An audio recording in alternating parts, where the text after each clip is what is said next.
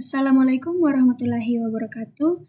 Perkenalkan, saya Reva Febrianti dengan NIM 2402 1050 0044 dari program studi Teknik Komputer kelas Tekom C angkatan 24.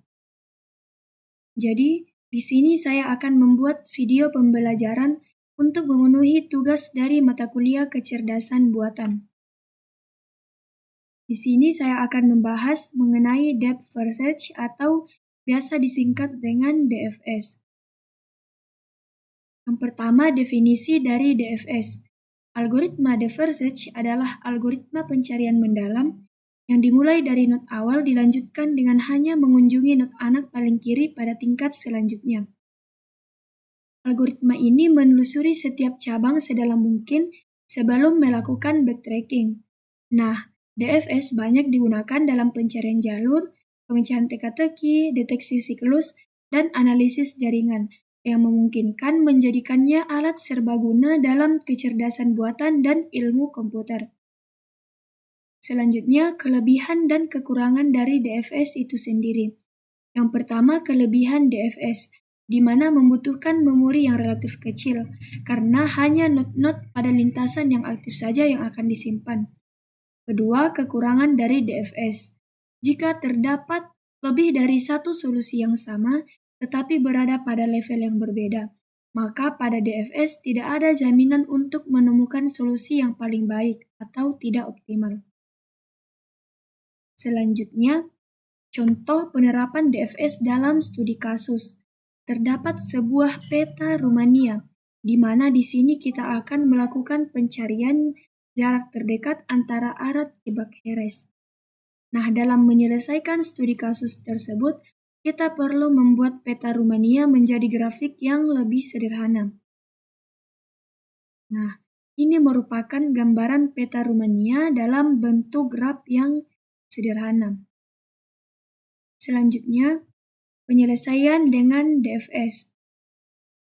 Dari gambar sebelumnya, graf antara Arad ke Bakheres, selanjutnya kita dapat membuat tree untuk melakukan penyelesaian dengan algoritma DFS. Jadi ini merupakan gambar tree untuk melakukan penyelesaian DFS, di mana pada tree ini tidak semua kota saya tuliskan. Contohnya yaitu kota yang tersambung antara node S dan node T secara lengkap. Hal itu dikarenakan target B sudah ditemukan di anak paling kiri dan pencarian sudah berakhir di sini. Sehingga pohon tengah dan pohon kanan tidak akan dilewati. Selanjutnya, gambaran penyelesaian pencarian kota Bakheres menggunakan algoritma DFS, di mana dengan implementasi dimulai dari A, kemudian sasaran B. Nah, pencarian rute dengan DFS yaitu dengan melakukan pencarian mendalam yang dimulai dari node awal, dilanjutkan dengan hanya mengunjungi node anak paling kiri pada tingkat selanjutnya. Pada pohon di samping, target terletak di anak terdalam paling kiri, sehingga didapat rute berdasarkan algoritma DFS yaitu A, Z, O, S, F, dan R. Nah, jadi dari hasil pencarian tersebut, maka ditemukan jarak Arad ke Bakheres menggunakan algoritma DFS, di mana jalur yang ditempuh yaitu dari jalur A ke Z, Z ke O, O ke S, S ke F, dan F ke R, di mana biaya jalur yang ditempuh yaitu sebanyak 607 km.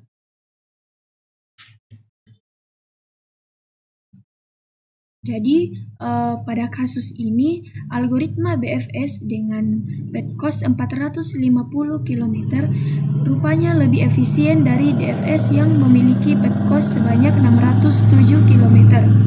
Namun, pada kasus lainnya bisa saja algoritma DFS lebih efisien. Hal itu tergantung dari kasus itu sendiri. Jadi itu saja penjelasan seputar algoritma DFS dan contoh kasus penyelesaiannya. Mohon maaf jika ada kekurangan dan kekeliruan. Sekian, Assalamualaikum warahmatullahi wabarakatuh.